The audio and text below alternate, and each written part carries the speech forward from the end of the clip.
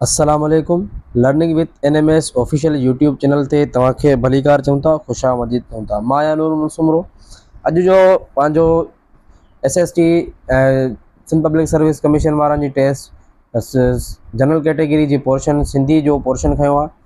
अॼु जो जेको इहे आहे लेक्चर आहे सो 30 सवालनि ते मुश्तमिल आहे। 30 सवाल MCQs आहिनि जेके ॿिनि टेस्टुनि जा आहिनि। 15 हिकिड़ी टेस्ट जा, 15 ॿी टेस्ट जा पास्ट पेपर मां खयल आहिनि। ऐं उमेदु कयां थो तव्हांखे मुंहिंजो वीडियो बिल्कुलु पसंदि ईंदो। सो जिन बि मुंहिंजे हिन चैनल ते नवां आहिनि ऐं सब्सक्राइब न कयो त बराए महिरबानी जल्द खां जल्द सब्सक्राइब कयो, जीअं तव्हांखे सिंध जी ॼाण जा काफ़ी बहितरीनु सवाल मिली सघनि। सो बिना देर जे पाण पंहिंजे लेक्चर जी तरफ़ ईंदासीं, ठीकु आहे न।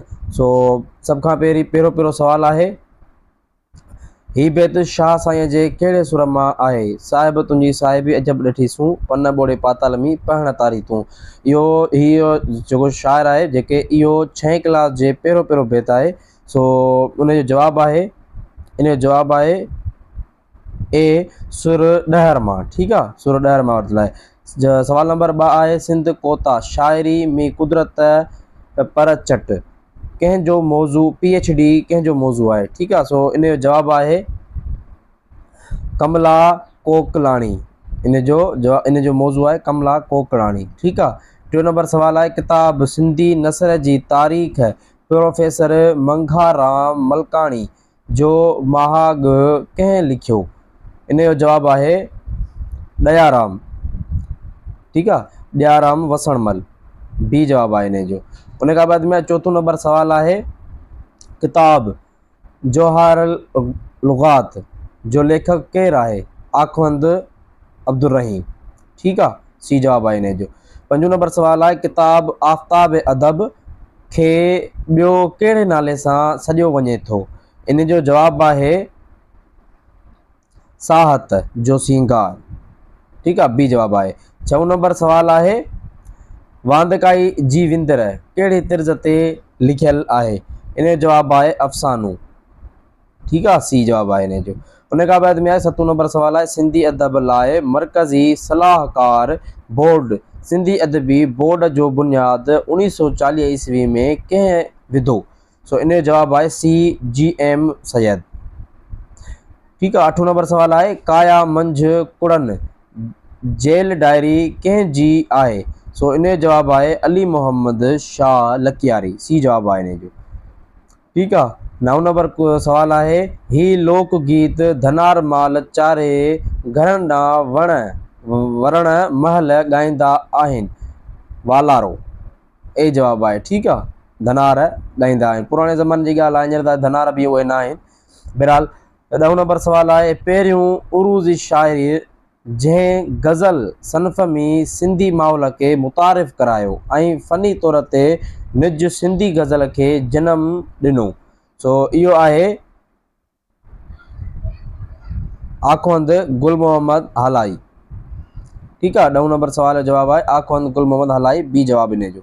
ठीकु आहे। आर्यजन खां अल्हास नगर ताईं जो मौज़ू छा आहे? इन जो जवाबु आहे ख़त। ठीकु आहे, इहो ख़त आहे। अच्छा, ॿी ॻाल्हि तव्हांखे इहा ॿुधायां, जेकर अगरि तव्हां चओ था त सफ़रनामो छा आहे, नाविल छा आहे, आत्मकथा छा आहे, त मुंहिंजा अॼु खां तक़रीबन पुराणा लेक्चर आहिनि। 2 महीना 3 महीना मूं पहिरीं पढ़ायो हुयो, जॾहिं अञा अनाउंसमेंट सिलेबस थियो हुयो, तॾहिं मूं सफ़रनामो, ख़त, नाविल, आत्मकथा इहे छा आहिनि इहो पोयनि वीडियोनि में मूं छॾिया आहिनि। हर हिक जो पंहिंजो पंहिंजो अलॻि सां 2-3 मिंटनि जो वीडियो ठहियलु आहे, हर हिक जी माना डेफिनेशन सां उहो ॿुधायल आहे त उहे कहिड़ी कहिड़ी शयूं आहिनि। बहरहाल अॻिते हलूं था।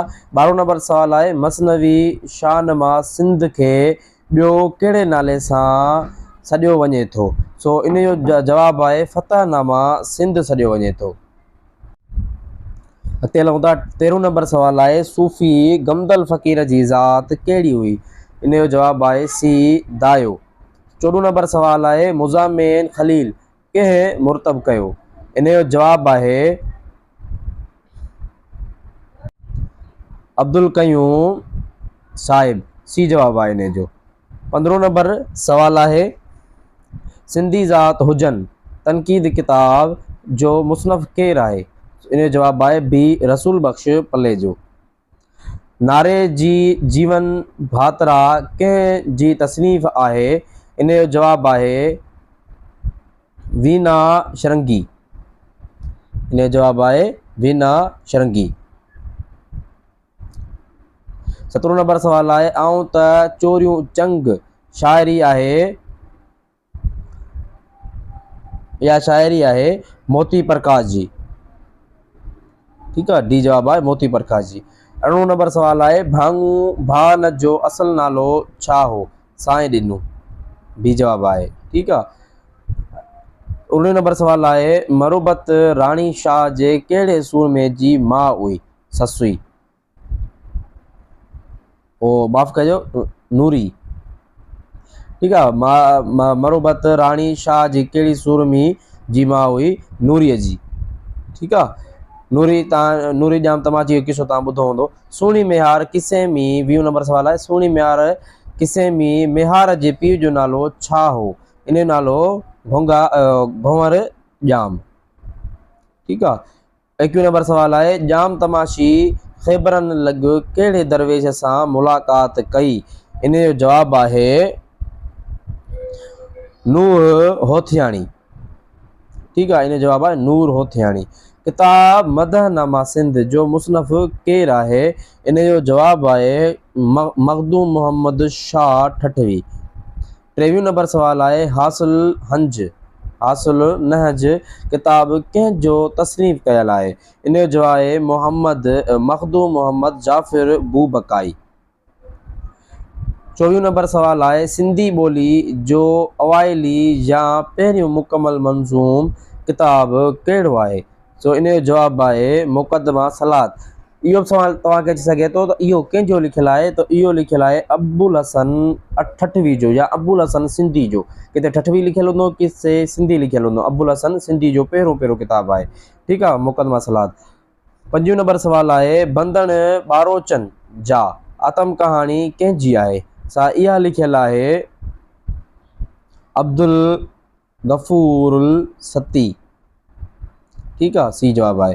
26 नंबर सवाल है सिंधी में नऊ धरती निर्वार किताब छाजे बारे में लिखियल आहे। जवाब है जाग्राफी डी।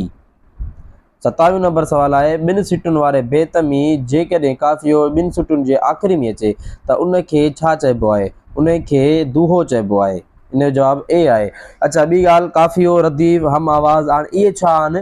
जेकर अगर तव्हांखे इहो बि ॿुधणो आहे त हर हिकु काफ़ियो अलॻि रदीफ़ अलॻि हम आवाज़ अलॻि इन्हनि जा बि अलॻि अलॻि नंढा नंढा 3 4 मिंटनि जा डेफिनेशन सां सम्झायल आहिनि मिसालनि सां सम्झायल आहिनि हिननि खां पोयनि वीडियो में। ठीक आहे, उन खां बाद में 28 नंबर सवाल है शाह लतीफ़ जी ॿोली तहक़ीक़ी जाइज़ो कंहिंजो लिखियल आहे। इन जो जवाब है सी जे ऐन मंगाणी। ठीक है, सवाल नंबर 29 है पीड़ाह जो सफ़र आतम कहानी कंहिंजो आहे। सो इन जो जवाब है हमीदा घांघरो। 30 नंबर सवाल है ऐं आख़िरी सम्झो ही सिट कहिड़े सूफ़ी फ़क़ीर जी चयल आहे। जी पपल मी परमेशोर त बबर मी को ॿियो। इहो आहे रोहल फ़क़ीर जो चयल। ठीक है, अॼु जा पंहिंजा तक़रीबन 30 सवाल 2 पर्चा पास्ट पेपर ईअं सम्झो मुकमल थिया। हीअ तव्हांखे रिपीटेड क्वेश्चन आहिनि। तव्हांखे कंहिं बि लेक्चर में ज़रूरु ईंदा। मूंखे इन जो पूरो भरोसो आहे त हीअ ज़रूरु ईंदा। सो हिननि खे यादि करणु न विसारींदा। ठीक आहे न। सो उम्मीद कयां थो तव्हांखे मुंहिंजो हीउ लेक्चर बिल्कुलु पसंदि आयो हूंदो। वरी कंहिं मिलंदासीं के नए लेक्चर में। तेसिताणी असांखे इजाज़त। अल्लाह हाफ़िज़। Thank U very much.